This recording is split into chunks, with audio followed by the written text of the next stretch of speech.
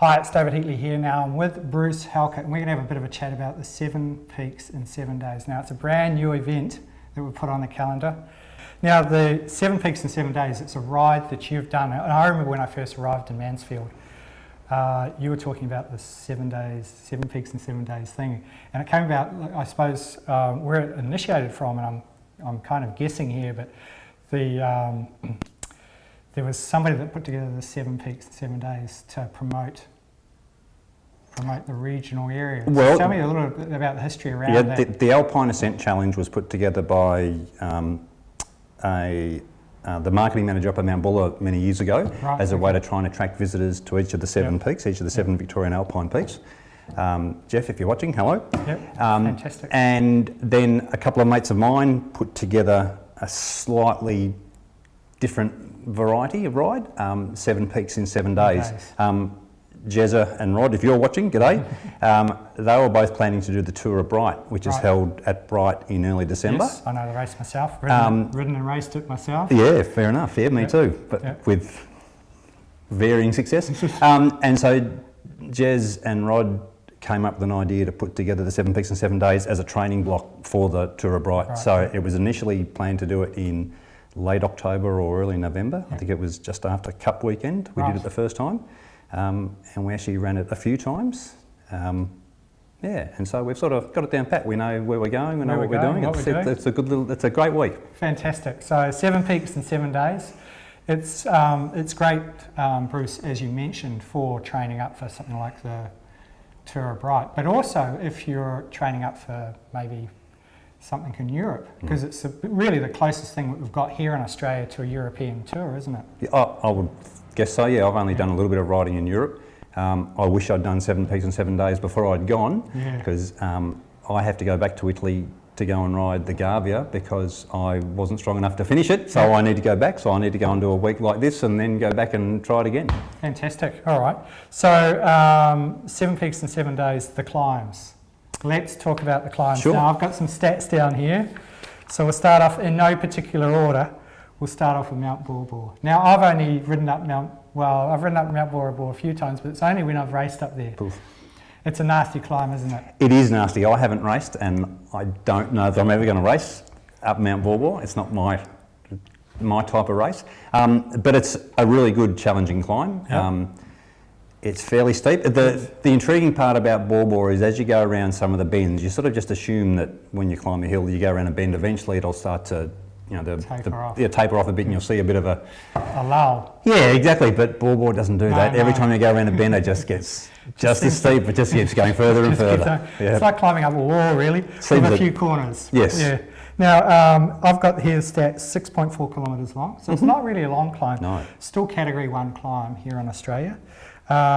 In that 6.4 kilometres, you climb 741 metres.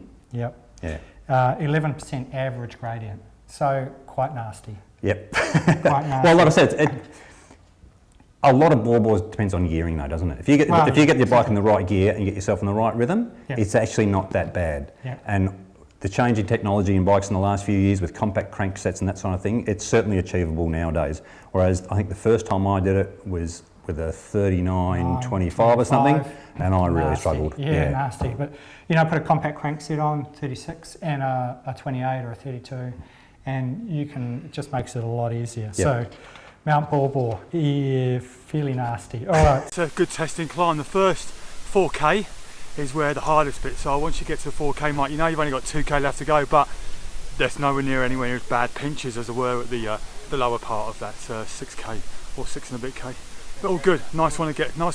Mount Buffalo. Well, Mount Buffalo's local, isn't it? No, it's not. No, not here. I'm thinking about Buller. Yep. Mount Buffalo is actually one of my favourite climbs in the Bright region, and for a couple of reasons. One is it's they say it's 23 kilometres long, but the climb itself Oh, that's up to Dingo Dell. Yeah, right. Which is where the stay finishes. I know the climb, the main climb's only 17k, and then you go down a bit, and then you climb back up. That's how up to Dingo Dingo Dell, yeah. So, And they don't stamp your passport there anymore, apparently. Apparently we go to the Ranger's office, so we save ourselves a couple of kilometres there. oh, really? So we don't actually have to do it. Fantastic. Oh, the whole thing, right. So 1,100 vertical metres, and average gradient, it says 5. So it's about 5 to 6%, and it's really nice drag. It's a little bit steep at the beginning, a little bit steep, and then it flattens out to a nice gradient. It's fairly steady all the way up. Yep. Beautiful scenery. Yeah, gorgeous. Yeah, and it's my my favourite climb in the area. When we run our boot camp up there, I love doing Buffalo. Yeah. Sorry, Buffalo. Yeah. It's a really good descent too. Oh, and it is a great descent. It's a great descent. Yeah. Well, considering I live here in Brighton, climb Buffalo a couple of times a week, that is one of the best displays of how to pace a solid alpine climb that I've ever seen from two guys. They worked well together, but they also kept each other honest, and they were checking in with each other, what heart rate, what wattage they were pushing. And I just sat behind them watching the mind games at play and gave them a little bit of encouragement now and then, obviously, because they didn't want to get caught by the back markers, but it was impressive to watch. I'm really pleased with their performance today. So that was one of the most perfect climbs I've seen on Buffalo, even comparing it to some of the locals that do it every day. All right, Mount Buller. Now this one, well, what I got confused. Now that's local here. Yeah, it is. Very, very similar to Buffalo. Buffalo. Yeah, Yep. a similar distance, it's 16 k's up Buller, and the gradient's very similar. Yep. If anything, the Buller climb probably isn't quite as scenic as Buffalo, but it's got a sting in the tail Buller because the last kilometre and a half or so is a little bit steeper. bit steeper, And so isn't it? if you use too many of your bickies in the first 14 k's or so, the last couple of k's will bite you on the bum. Yeah, Yeah. exactly. Now, I quite like it. It's scenic. I think it's quite scenic. Yeah. And there's a section of it where you can actually look down the road and see all the switchbacks. Yeah, that's great. Which is fantastic. It is, I it's like, really good. I like that, but yeah, you're right. When you get towards the top, it gets a little bit nasty. Again, 15k, 921 metres, and an average of 6%. So great climb. Well done. How to go, Stephen? Oh, piece of cake, piece of, I can't say that word, can I? No, it was beautiful actually, like Buffalo you said. So it was beautiful scenery and piano all the way to the top. All right, dinner plane. Dinner plane's really deceiving because it's not known as one of the classic Yeah. climbs, if you like, but it's not easy either.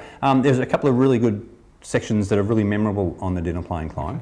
Only about, I think it'd be about 10 k's, maybe only 7 k's out of Omeo. There's a really fantastic little lookout that it's worth stopping for on the right hand side. You can actually see Mount Kosciuszko in the distance. Beautiful. And you go on from there, there's a lovely little view you get when you go through Kabungra Station. You can see the road off in the distance and it's a really beautiful scenic spot. Okay. There's a sting in the tail nearby though. There's a historic area called Victoria River, I think it is. Okay, Victoria And River. as you head towards that, the road looks like a mini bauble suddenly. There's a wall in front of you, Really? a bitumen, and it just goes straight up. And that can be fairly intimidating. Yeah. But once you do get over that, you get up onto the plateau up near the airport and up towards the inner plain, and it's really lovely country. It's great. Fantastic. I've actually never ridden it. I've ridden down it. I haven't ridden up it. Okay. So here it says it's 42.7 kilometres long. Yep. There's a little bit of descending in that. It's not all climbing. Okay. All right. 943 vertical metres. Yep. So, and 2% gradient. So it's obviously Yeah. fairly... Like I said, there's a bit of descending within that. Yeah. The Anzacs? Yeah. Anzac, if that's an Anzac, I'll have one. Our shout. Your shout? Yes. Really? We'll have two of them, no, that's good. How was the climb? That's good. Nice, steady. You never told us about the hills though. It was good. I want to get here first. Not much traffic, very light. Fantastic.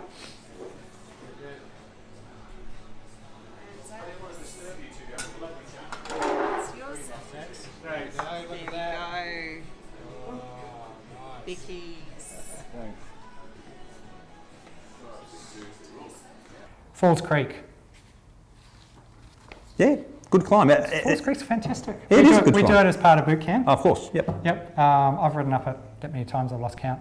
Out of all the climbs, it's my second most favourite Yeah, right on. in the area. Falls Creek's nice. It's quite pleasant. You kind of gently ease into it Yeah.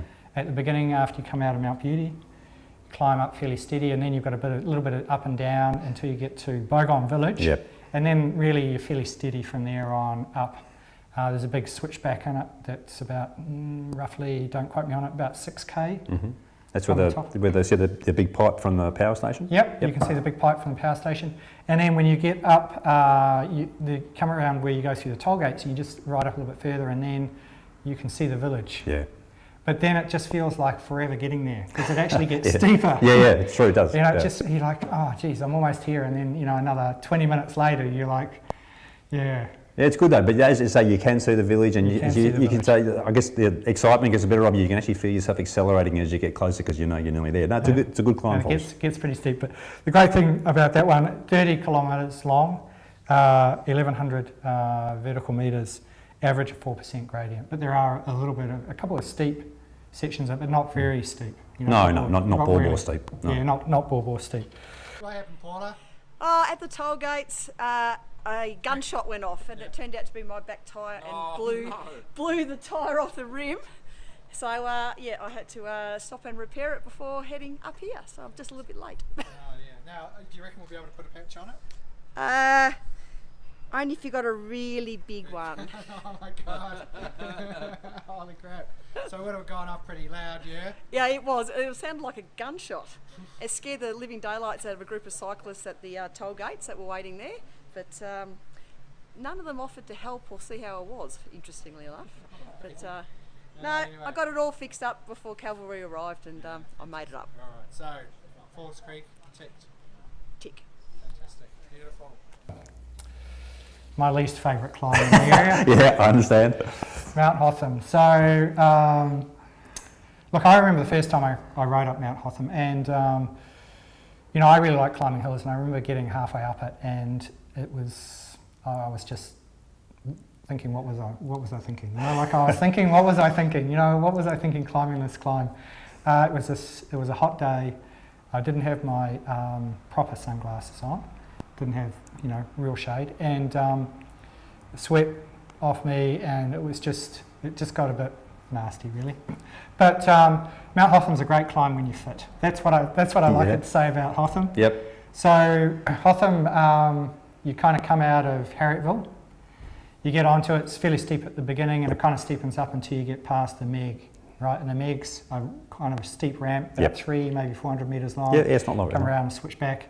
You're on it. Most people have to stand up, but it's okay. And then once you go on there, you're kind of on the plateau, and you're really on a sort of 2 to 3% drag up until you get to the toll gates. Yeah, that's right. It's really quite nice. It used to have a lot more forest in it, but they had some big fires go through a couple of years ago, and it's quite barren through that section. But still, a lot of the growth is coming back. And Yeah, then it's getting better. get to the toll gates, and then it's like all hell is let loose. It ramps up. You go across the plateau. You ramp up more. You go through is it CRB or CRB Hill? Yep. CRB Hill, which a lot of people really dread, but it's like a kilometre long, and it just kind of goes up like this, and it's straight. Go around the corner, you descend a bit, Yeah, that's right. and then you lose a whole lot of altitude, and then you start again. It's like, you know, it's like the climb that just keeps on giving, really. Yep.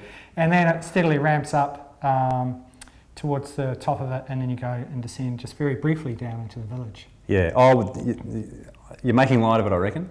Because don't forget, once you descend off CRB Hill, you've got to climb up again up to Mount Blowhard. Yeah. And then you're up on the plateau a bit, and then you descend again, and you climb there again are- up to there are Diamantina. And Diamantina is the one that gets me. When you climb CRB Hill or Blowhard, you can see the village in the distance, and you know you're at about the same height as the village. Yeah.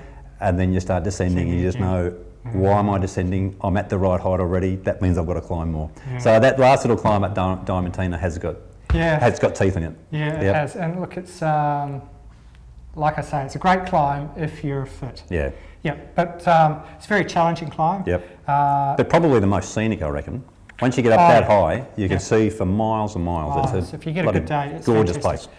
It's a beautiful climb, and you know, when you do get up to the top, it really changes into a real Australian alpine. Like I know snow people, gums, snow gums and stuff, and I know the guys that and the girls that do it on the boot camp. They can't believe how much the terrain changes once they get past the toll gates. It's just absolutely stunning. You kind of feel like you climb into this different place, really. It's true. Amongst all that pain. So again, you know, 30k climb. 1,300 vertical metres of climbing and an average gradient of 4%, but don't be deceived. All right. As long as I don't have a grain of something in my tea. Yeah, no problem. So Mount Hotham, you got to the top? First time to the top. First time to the top. Group Brilliant. 3. Yep. So how does it feel? Excellent. Very good. Very good. Now how are you feeling coming into the toll gates? Feeling okay or? As in coming up. Yeah. No, good coming into the toll gates. This last bit, it was something else. It is a bit like that, isn't it? Yes. It's character building. It is. It was very character building. Yeah, but yes. well done. You feel But- great to getting up the top here. Yeah, and great weather too for It's it. been awesome Yep. today, hasn't it? Beautiful. Yeah, no, fantastic. Well done. Yeah. Thank you. Yeah, Yep. good. Ramps in it. All right, Lake Mountain. Yeah, everyone seems to think this is the easiest, but I think it's the easiest. the way we run 7 peaks in 7 days, we don't think it is. The actual climb, I guess it is, because Lake Mountain itself isn't as high as most of the Yeah, others. It's not no. as steep either for most No. of it. But we add our own sting in the tail for 7 Right, peaks in okay. 7 days, and if you show interest and want to get more details about 7 peaks in 7 days, we'll let you in on a little secret about how we make it harder. It's a tough day, but it's a good climb. Yeah. Okay, so I've actually climbed it recently, recently in the last 3 months, and it's got kind of like the first 3 or 4 Ks is kind of steep, and then from Marysville. From Marysville, and then it settles down into quite a nice sort of 3 and 4% gradient, basically all the way up. Yeah. And that's a really lovely climb too. It's very scenic as you get up near the plateau. And strangely, it's actually gotten more scenic since the big fires of '09 because unfortunately it cleared a lot of the vegetation, but it just does mean you actually get a good view a lot of the way up now. Yeah. No, it's beautiful, beautiful Lake Mountain. There you go, the seven peaks of the 7 peaks in 7 days. People. So if you're interested, grab the details below this video. There's will be some more details about how to sign up and find out a little bit more about the event.